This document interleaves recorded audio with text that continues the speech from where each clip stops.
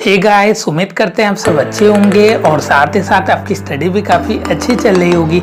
आज के इस वीडियो में हम बात करेंगे बनारस हिंदू यूनिवर्सिटी बीएचयू वाराणसी की बात करेंगे, उसकी बीएड की पेपर के सॉल्यूशन की बात करेंगे। बेसिकली आज के इस वीडियो में 2018 के पेपर के सॉल्यूशन को देखेंगे। पेपर कोड जो है कह सकते हैं 567 रहने वाला है और सीट नंबर 1 की बात करेंगे।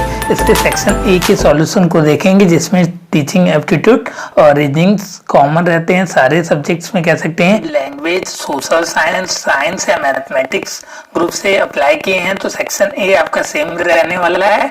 तो यह वीडियो आपके लिए इंपॉर्टेंट रहने वाला है। अगर वीडियो पसंद आया तो इस वीडियो को लाइक जरूर कीजिए।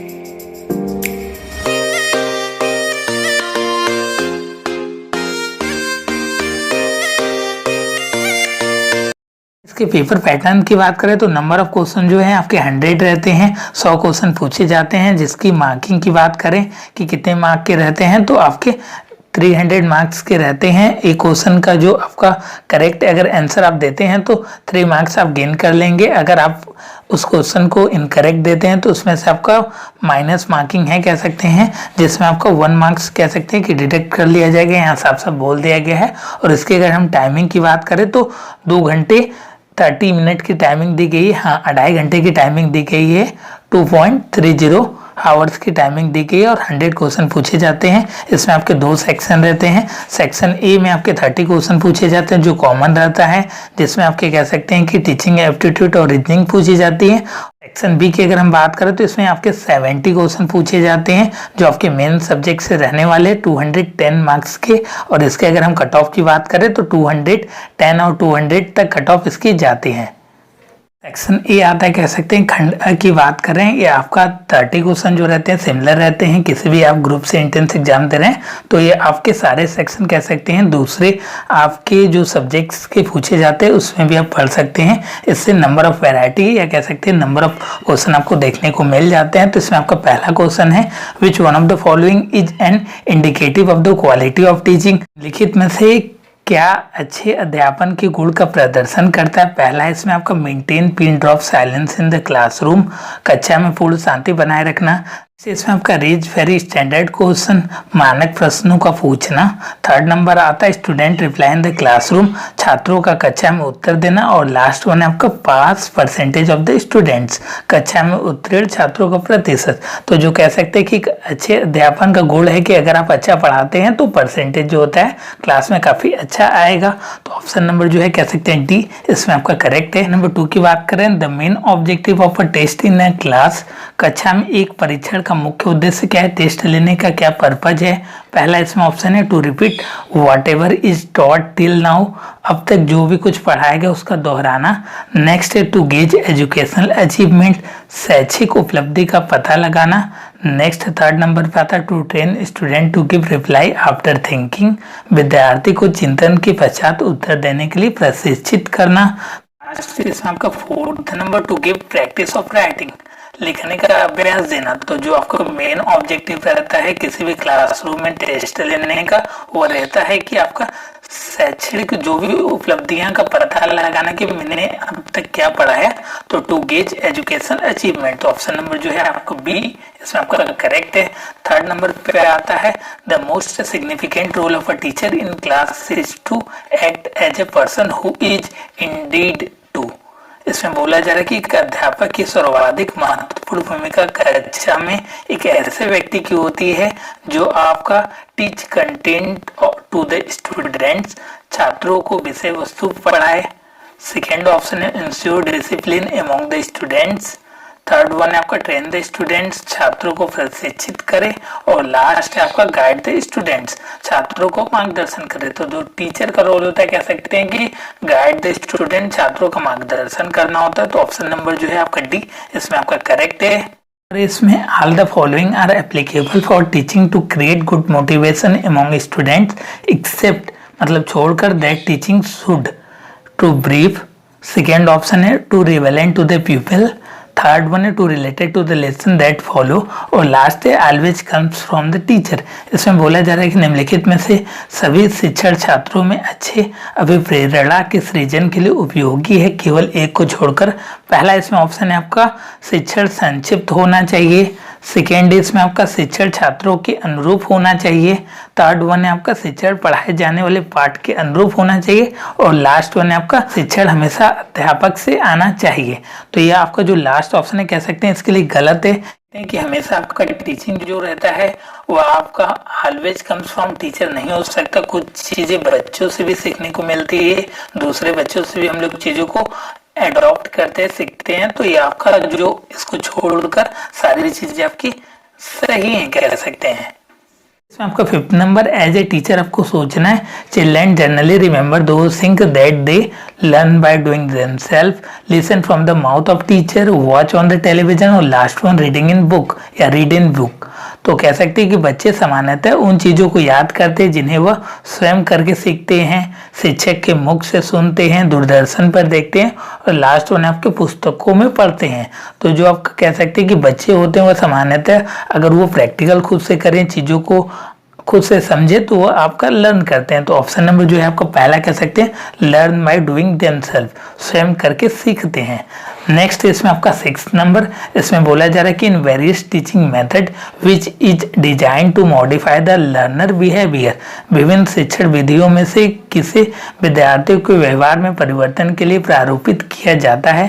पहला आपका सब्जेक्ट मैटर, नेक्स्ट इसमें आपका लर्नर, थर्ड वन है द टीचर और लास्ट वन है इसमें स्कूल। तो आपका सब्जेक्ट मैटर करता है कह सकते हैं। अगर आप कह सकते हैं कि इंजीनियरिंग की पढ़ाई करते हैं तो आप इंजीनियरिंग फील्ड में जाएंगे, अगर आप डॉक्टर की पढ़ाई करते हैं तो डॉक्टर की फील्ड में जाएंगे। तो कह सकते हैं कि जो विषय वस्तु होती है वो आपका डिपेंड करता है कि आप फ्यूचर में क्या बनेंगे, किस तरीके से आपका बिहेवियर कैसा रहेगा और साथ ही साथ कैसे रिएक्ट करेंगे, कैसे आप रिप्लाई देंगे। तो ये आपका सब्जेक्ट मैटर करता है, विषय वस्तु पर डिपेंड करता है। ऑप्शन नंबर इसमें आपका पहला करेक्ट है। नेक्स्ट इसमें आपका 7th number, the most powerful barriers of communication in the classroom, lacks of teaching aids. Next इसमें आपका 2nd number, more outside disturbance in the classroom, third one confusion of the part on the teacher और last one noise in the classroom. तो इसमें आपका जो barrier होता है, रुकावट होता है कम्युनिकेशन में जो आपका क्लासरूम में टीचर करता है, तो लैक ऑफ टीचिंग एड्स कह सकते हैं कि जो आपके ऑडियो विजुअल एड्स होते हैं और बहुत सारे की वीडियो कॉन्फ्रेंसिंग हम लोग करते हैं तो इसका कोई ज़्यादा इफेक्ट नहीं पड़ता, इसके बिना भी टीचर आपको पढ़ा सकता है। नेक्स्ट इसमें आपका more outside disturbance in the classroom, कह सकते हैं कि बगल वाले क्लास से अगर शोर आ रहा है तो भी टीचर मैनेज ही कर लेता है। नेक्स्ट वन है आपका third one, confusions on the part of the teacher, कह सकते हैं कि शिक्षक के स्तर पर शंका करना, अगर आप शंका करते हैं तो ऐसा नहीं हो सकता। तो ये मोस्ट आपका कह सकते हैं बैरियर से ऑप्शन नंबर 3 की बात की जा रही है। और लास्ट इसमें नॉइस इन द क्लासरूम, अगर क्लास में शोर होता है तो भी आप मैनेज कर सकते हैं। तो ऑप्शन नंबर जो है आपका 3 इसमें करेक्ट है। मैं एक बार हिंदी में इसको रिपीट कर दे रहा हूँ। 7th नंबर को, कक्षा कक्ष में संप्रेषण का सबसे शक्तिशाली बाधक कौन सा है? शिक्षण सहायक सामग्रियों का अभाव होना, इसके बिना भी आपकी टीचिंग हो सकती है। इसमें आपका 2nd नंबर, कक्षा कक्ष के बाहर अत्यधिक व्याधान, थर्ड वन है शिक्षक के स्तर पर शंका और लास्ट है आपका कक्षा कक्ष में शोरगुल। तो आपका जो थर्ड ऑप्शन है शिक्षक के स्तर पर शंका, यह सबसे शक्तिशाली बाधक कह सकते हैं, बैरियर्स ऑफ कम्युनिकेशन हो सकता है। नेक्स्ट वन है आपका 8 number, objective of education are decided by, शिक्षा का उद्देश्य निर्धारित करता है, पहला option philosophy of education. Next इसमें आपको sociology of education, third one psychology of education और लास्ट वन आपका टेक्नोलॉजी ऑफ एजुकेशन। शिक्षा का मार्गदर्शन, शिक्षा का समाज शास्त्र, शिक्षा का मनोविज्ञान और आपका शिक्षा का तकनीकी। तो जो आपका ऑब्जेक्टिव है कह सकते हैं, शिक्षा का उद्देश्य शिक्षा का दर्शन करना, फिलॉसफी ऑफ एजुकेशन कह सकते हैं। तो ऑप्शन नंबर पहला इसमें आपका करेक्ट है। नेक्स्ट इसमें आपका 9th नंबर, इसमें बोला जा रहा है कि interpretation of meaning depends upon, अर्थ की व्याख्या सबसे कम निर्भर करती, किस पे डिपेंड नहीं करती या कम करती कह सकते हैं। पहला आपका पास्ट एक्सपीरियंस, नेक्स्ट इसमें आपका साइकोलॉजिकल स्टेट्स, थर्ड वन है आपका प्रेजेंट सर्कमस्टेंसेस और लास्ट इसमें आपका इकोनॉमिक स्टेट्स। तो जो आपका कह सकते हैं कि interpretation of meaning depends upon, अर्थ की व्याख्या किस पे डिपेंड नहीं करती, तो ये आपके इकोनॉमिक स्टेट्स पे नहीं डिपेंड करती कि आपकी आर्थिक स्थिति कैसी है, इस पे बिल्कुल भी डिपेंड नहीं करती है। नेक्स्ट और लास्ट कह सकते हैं टीचिंग एप्टीट्यूड का क्वेश्चन है यह। तो 10th नंबर में बोला जा रहा है कि the most important challenge before a teacher is, इसमें बोला जा रहा है कि एक शिक्षक के सम्मुख सबसे महत्वपूर्ण चुनौती क्या होती है? To maintain discipline in the classroom, to make student do their homework, next one to make teaching learning process enjoyable, और लास्ट वन है इसमें आपका टू प्रिपेयर क्वेश्चन पेपर। तो कक्षा कक्ष में अनुशासन बनाए रखना यह आपकी चुनौती नहीं हो सकती। नेक्स्ट वन है विद्यार्थियों से उनका गृह कार्य कराना, और थर्ड वन है आपका शिक्षण अधिगम प्रक्रिया को आनंददायक बनाना, और लास्ट इसमें आपका प्रश्न पत्र तैयार करना। तो जो कह सकते हैं कि to make teaching learning process enjoyable, अगर आप एक अच्छे टीचर है तो उसको इंजॉय करके अच्छी अच्छी चीज़ों को कोरिलेट करके और अच्छा आप व्याख्या कर सकते हैं, उस चीज़ों को एक्सप्रेस अच्छे तरीके से कर सकते हैं। तो इसके लिए आपका मेन कह सकते हैं कि इम्पोर्टेंट चैलेंज जो रहता है किसी भी टीचर के लिए, चीज़ों से कोरिलेट करके बच्चों को पढ़ाए, तो to make teaching learning process enjoyable, शिक्षण अधिगम प्रक्रिया को आनंददायक बनाना, यह मोस्ट कह सकते हैं कि चैलेंजिंग रहता है किसी भी टीचर के लिए। नेक्स्ट इसमें 11th नंबर, इसमें बोला जा रहा है कि there are 6 person A, B, C, D and F. C is the sister of F, B is the brother of E husband, D is the father of A and grandfather of F. There are 2 fathers, 3 brothers and 1 mother in a group. The answer of question 11 and 12. इससे आपको 11 और 12 question का answer देना है। तो पहले जो भी आपका रिलेशन दिया गया उसको चीज़ों को समझ लेते हैं धीरे धीरे, और यहाँ पे एक अल्गोरिदम कह सकते हैं बना लेते हैं। बेसिकली मैं 11 नंबर डाल दे रहा हूँ यहाँ पे। तो इसमें बोला जा रहा है कि 6 व्यक्ति A, B, C, D और F हैं, तो मतलब 6 नंबर ऑफ मेंबर है। तो A, B, C, D, E और F ये आपके 6 मेंबर है, जिसमें बोला जा रहा है कि C जो है F की बहन है। तो C आपका कंफर्म हो गया कि जो है F की बहन है। तो इसमें आपका कंफर्मेशन हो गया कि C जो है आपका फीमेल है, तो यहाँ पे F लिख दे रहा हूँ। और फिर बोला जा रहा है कि B E की पति का भाई है, B जो है E के पति का भाई है। तो जो B है और E कोई फीमेल है कह सकते हैं, E के पति जो है उसका ये आपका कह सकते हैं भाई है। भाई मैं ऐसे लिख दे रहा हूँ, हिंदी में भी आप लिख सकते हैं। धीरे धीरे आपको डिकोड करना है चीज़ों को, आपको एकदम प्रोसेस में कह सकते हैं डिकोड करना है। और जो कह सकते हैं कि भाई है तो ये आपका जो सेम जनरेशन में आ जाएगा, जो पति है और यहाँ पे भाई है और साथ ही है इसकी पत्नी है, तो ये तीनों आपके सेम जनरेशन में आएंगे। इस बात का ध्यान रखिएगा। अगर आपको कह सकते हैं कि इस तरीके के क्वेश्चन रीजनिंग में प्रॉब्लम हो रही है तो आप कमेंट करके बताइएगा। इसके लिए मैं डिटेल कह सकते हैं चीज़ों को ला दूंगा, ब्लड रिलेशन और साथ ही साथ कैलेंडर और जो भी रीजनिंग से रिलेटेड क्वेश्चन पूछे जाते हैं इस तरीके की वीडियो में ला दूंगा। तो सेम जनरेशन में है कह सकते हैं।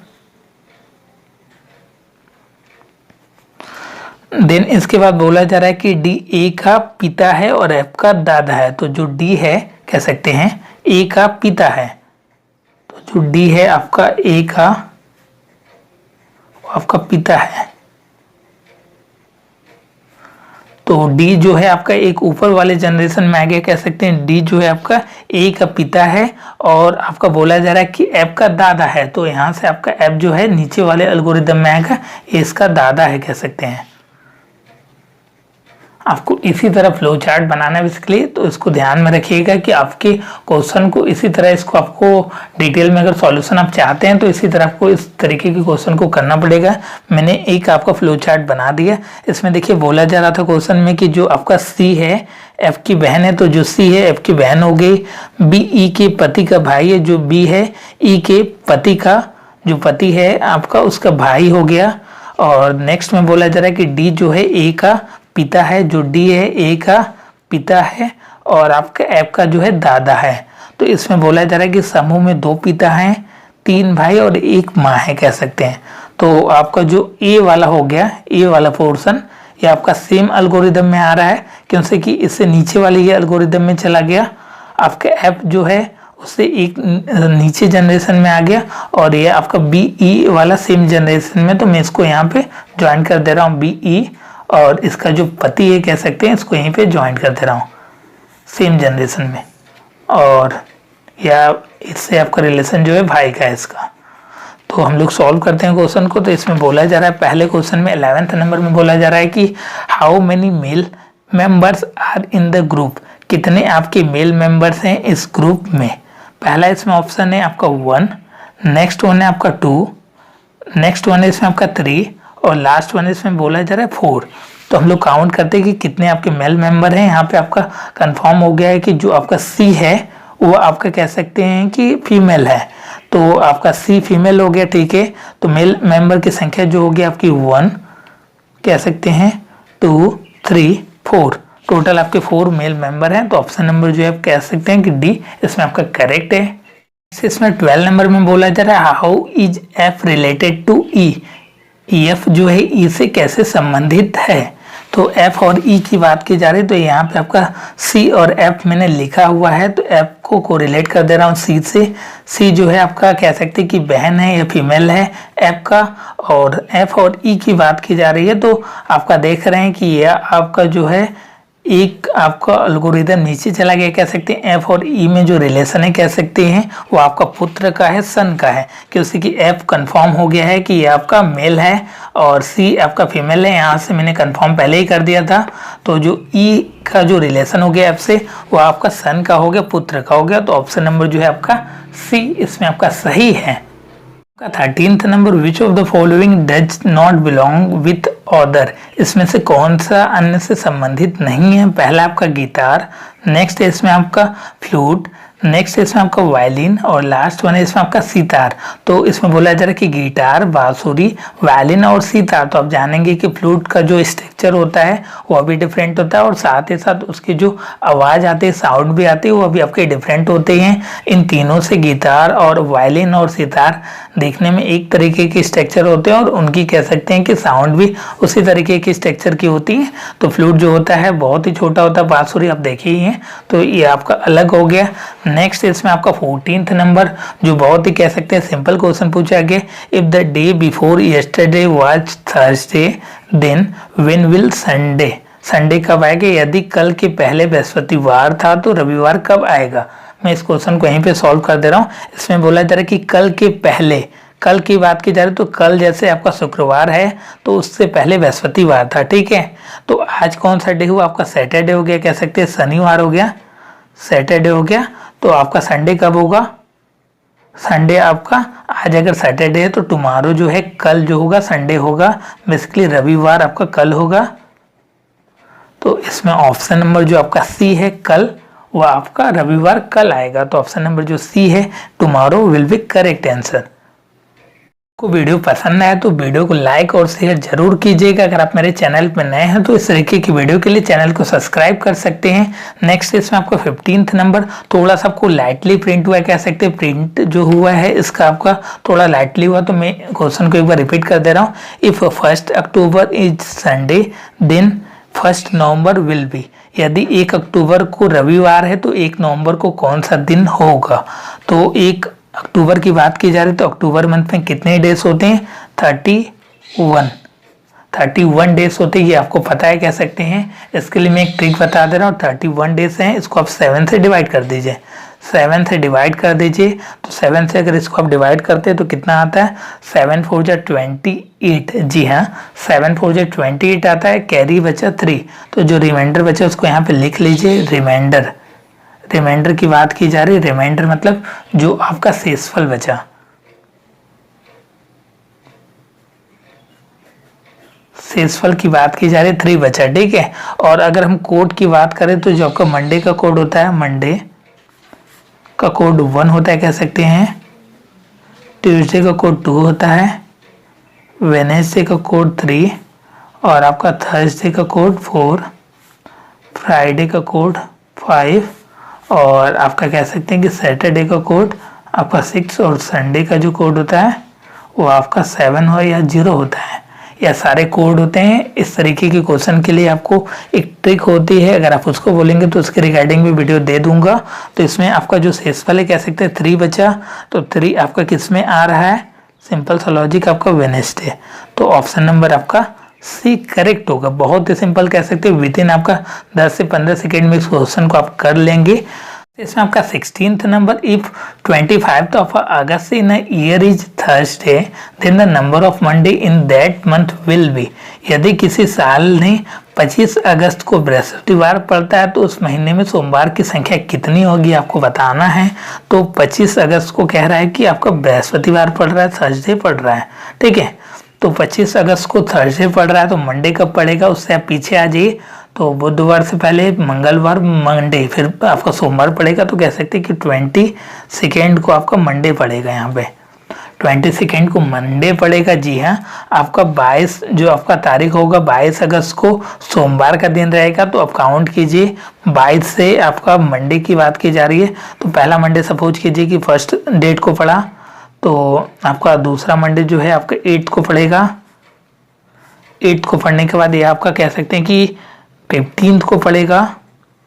15 के बाद कह सकते हैं 22 को फोर्थ वाला मंडे पड़ेगा।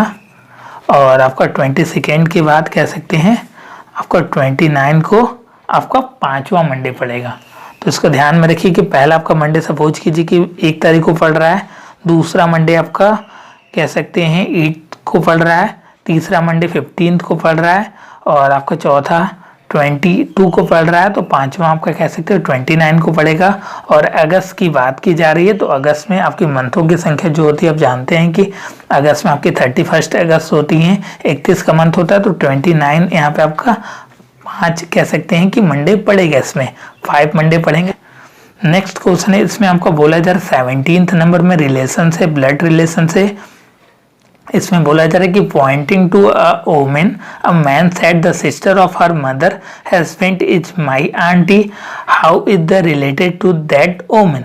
एक औरत की ओर संकेत करते हुए एक पुरुष ने कहा कि उसकी माँ की पति की बहन जो है हमारी चाची लगती है, तो उसकी माँ से कैसे संबंधित हुई। तो इसके लिए मैं सिंपल सा एक लॉजिक बता दे रहा हूँ, उसको ध्यान में रखिएगा।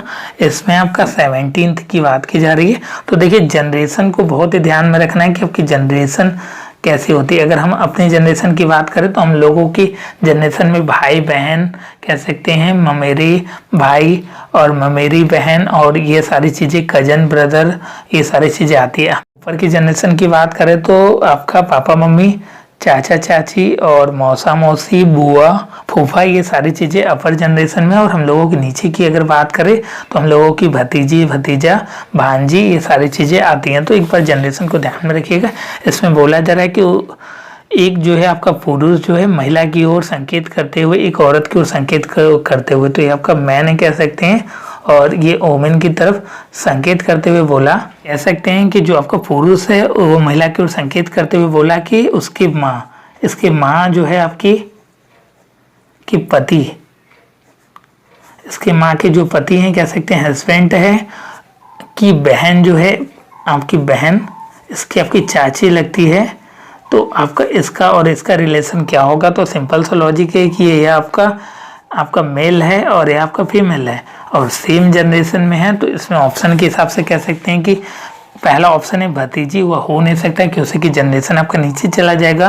पिता ये आपको अपर जनरेशन हो जाएगा। चाचा यह भी आपका अपर जनरेशन में चला जाएगा।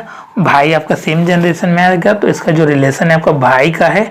तो ऑप्शन नंबर जो है आपका डी, इसमें आपका नेक्स्ट क्वेश्चन इसमें आपका 18th number, I am facing east and turn 100 degree in clockwise direction and 145 in the anti clockwise direction, which direction I am facing now. इसमें बोला जा रहा है कि मैं पूरब की ओर मुंह किया हूँ और घड़ी की सुई की दिशा में जो है आपका 100 डिग्री मुड़ता हूँ और आपका 145 डिग्री घड़ी की सुई की विपरीत दिशा में फिर से मुड़ता हूँ। तो मेरा मुंह किस दिशा में रहेगा। तो इसके लिए आपको डायरेक्शन पहले बना लेना है। 18th नंबर की बात की जा रही है। में जो बोला जा रहा है कि आई एम फेसिंग ईस्ट, मैं ईस्ट की तरफ खड़ा हूँ। तो सपोज कीजिए कि यहाँ पे मैं खड़ा हूँ आपका ईस्ट की तरफ। फिर इसमें बोला जाए कि 100 डिग्री आपका क्लॉकवाइज डायरेक्शन में घूमता है। तो मैंने क्लॉकवाइज घड़ी की सुई की चलने की दिशा में 100 डिग्री घुमाया। यहाँ पे 100 डिग्री नियर अबाउट यहीं पर आके रुक जाएगा। देन इसके बाद बोला जा रहा है कि फिर से आपका यह एंटी क्लॉकवाइज टर्न करता है 145 डिग्री। तो 145 डिग्री कह सकते हैं, कुछ ऐसा ये करेगा और कुछ इस यहाँ तक पहुँचेगा, ये कुछ यहाँ पे आपका पहुँचेगा। तो इसमें बोला जा रहा है कि 145 डिग्री आपका एंटी क्लॉकवाइज चलता है और लड़का जो आ गया कह सकते हैं इस डायरेक्शन में यहाँ पर आ गया। तो इस समय यह कहाँ पर है, तो आपका नॉर्थ और ईस्ट के बीच में है, उत्तर और आपका कह सकते हैं कि पूर्व के बीच में है। तो इसमें आपको ऑप्शन नंबर जो है कह सकते हैं बी वाला करेक्ट है। नॉर्थ और ईस्ट के पास है, नॉर्थ और ईस्ट डायरेक्शन में यहाँ पर है लड़का, और हिंदी में कह सकते हैं उत्तर पूर्व की डायरेक्शन में। समझा दे रहा हूँ, यहाँ पे बोला जा रहा था कि जो आपका जो बंदा है बंदी है वो ईस्ट डायरेक्शन में है और घड़ी की सुई के चलने की दिशा में आपका 100 डिग्री जाता है। तो यहाँ से आपका 100 डिग्री आपका 90 डिग्री बन रहा है बेसिकली। तो यहाँ से 100 डिग्री कुछ यहाँ पे पहुँच गया। देन इसके बाद बोला जा रहा है कि वह फिर से अपोजिट डायरेक्शन में जाता है और आपका 145 चलता है। तो 145 एंटी क्लॉकवाइज चलेगा तो कुछ यहाँ पर पहुँच जाएगा। तो देन यहाँ पे पहुँच जाएगा कह सकते हैं। तो यहाँ पे इसकी डायरेक्शन पूछ रहा था, तो नॉर्थ ईस्ट होगा, आपका कह सकते हैं कि उत्तर और आपका पूरब होगा। नेक्स्ट क्वेश्चन की तरफ बढ़ते हैं। 19th नंबर, ट्रेन जो है ट्रैक पे चलता है, रेलगाड़ी का जो रास्ता रहता है तो आइडिया ब्रेन में चलता है, बुलेट बैरल में चलता है, आपका वाटर बोट में चलता है। नेक्स्ट है आपका फेम जो है टेलीविजन में। तो ट्रेन जो है कह सकते हैं कि ट्रैक पे चलता है, उसी तरह आपका बुलेट जो है बैरल में चलता है। तो ऑप्शन नंबर जो है आपका बी करेक्ट है। नेक्स्ट क्वेश्चन इसमें आपका 20 नंबर की बात की जा रही है। इसमें बोला जा रहा है कि if sharp is coded as 58034 and push as 4658 then RUSH is coded. तो कोडिंग वाले में बहुत ही सिंपल है, इसमें आपको कुछ भी नहीं करना है, बस जो लिखा उसको लिख दीजिए। SHARP शार्प की बात की जा रही है तो 58034 है। और फिर बोला जा रहा है PUSH पुश की बात की जा रही है तो 4658। और आपको निकालना है क्या, RUSH रस का निकालना है। तो R की 3 है और U का 5 है, कह सकते हैं U का 6 है। तो यहाँ से U का 6 हो गया और S का 5 है तो 5 हो गया और H का 8 है तो H का 8 हो गया। यहाँ से बेसिकली कह सकते हैं कोड निकालना है तो 3658 ऑप्शन नंबर जो है बी इसमें आपका करेक्ट है। नेक्स्ट इसमें आपका 21 RMSA इज रिलेटेड टू, फिर ब्लैंक कर दिया एजुकेशन। RMSA किस शिक्षा से संबंधित है, पहला है आपका प्राइमरी प्राथमिक शिक्षा। नेक्स्ट इसमें आपका हायर उच्च एजुकेशन, सेकेंडरी कह सकते हैं कि माध्यमिक। और नेक्स्ट इसमें आपका टेक्निकल तकनीकी। तो जो RMSA का पूरा नाम होता है राष्ट्रीय माध्यमिक शिक्षा अभियान, कह सकते हैं कि राष्ट्रीय माध्यमिक शिक्षा अभियान। तो आपका सिंपल सा लॉजिक है कि आपका माध्यमिक आ रहा है तो ऑप्शन नंबर आपका सी करेक्ट है, कह सकते हैं सेकेंडरी एजुकेशन की कैटेगरी में आएगा। नेक्स्ट इसमें आपका 22, इसमें बोला जा रहा है कि ज्ञान दर्शन इज रिलेटेड टू, ज्ञान दर्शन किससे संबंधित है, पहला है आपका इग्नू। नेक्स्ट इसमें आपका NCERT। थर्ड वन है आपके यूजीसी का पूरा नाम होता है यूनिवर्सिटी ग्रांट कमीशन। और लास्ट ऑप्शन है NCTE। तो आपका ज्ञान दर्शन जो है कह सकते हैं एक आपका एजुकेशनल टेलीविजन है जो आपका कह सकते हैं कि प्रसार भारती और प्लस इग्नू की वजह से चलता था। तो ऑप्शन नंबर पहला इसमें आपका करेक्ट है।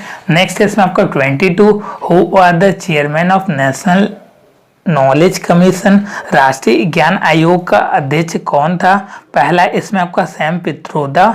नेक्स्ट इसमें आपका कृष्णा गोपाल। थर्ड वन आपके DP सिंह और लास्ट वन आपके वेद प्रकाश।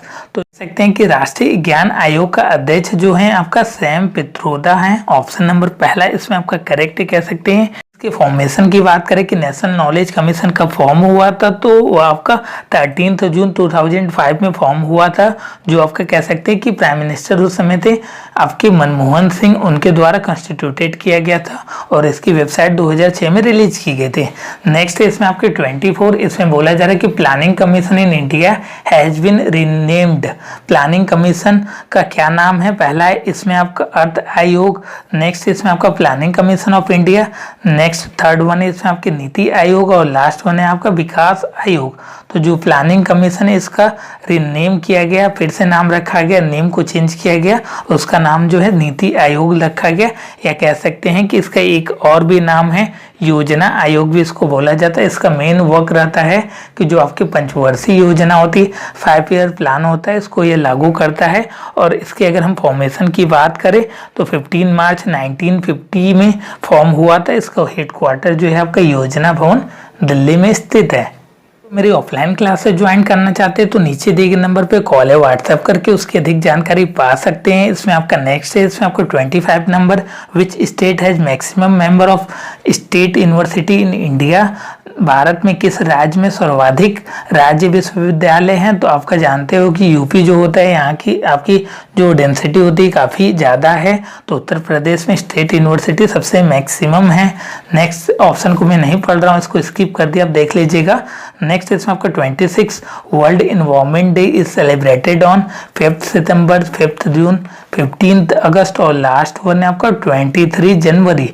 विश्व पर्यावरण दिवस जो आपका 5 जून को 5 जून को सेलिब्रेट किया जाता है, तो ऑप्शन नंबर जो है आपका बी करेक्ट है। नेक्स्ट इसमें आपका 27 when national youth day is celebrated on.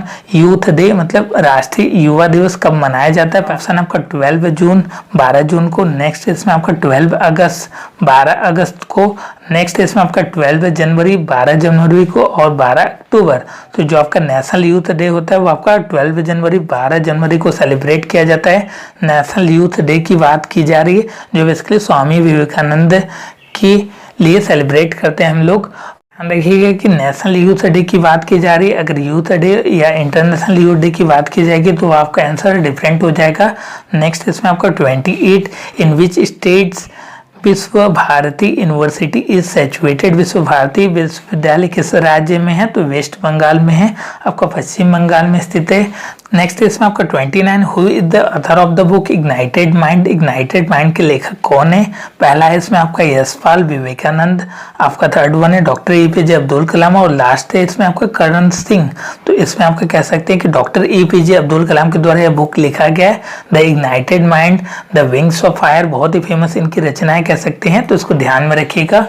Next और लास्ट क्वेश्चन है 30 number, in which year Indian parliament enacted RCI act. भारतीय संसद ने किस वर्ष आरसीआई अधिनियम बनाया? पहला ऑप्शन 2000, नेक्स्ट है इसमें आपको 1992, थर्ड वन है इसमें आपका कह सकते हैं 1986 और लास्ट है आपका 1993। तो जो कह सकते हैं कि Indian parliament enacted RCI act जब हुआ वो आपका 1992 में हुआ। ऑप्शन नंबर जो है आपका बी करेक्ट है। ये आपके 30 क्वेश्चन। उम्मीद करते हैं मित्रों आपको ये वीडियो बहुत ही अच्छा लगा होगा और साथ ही साथ आपके लिए यूजफुल भी हुआ होगा। तो प्लीज़ इस वीडियो को लाइक कीजिएगा और ज़्यादा से ज़्यादा शेयर भी कीजिएगा। अगर आप मेरे चैनल पर नए हैं तो इस तरीके की वीडियो के लिए चैनल को सब्सक्राइब कर सकते हैं। धन्यवाद मित्रों, जय हिंद, जय भारत।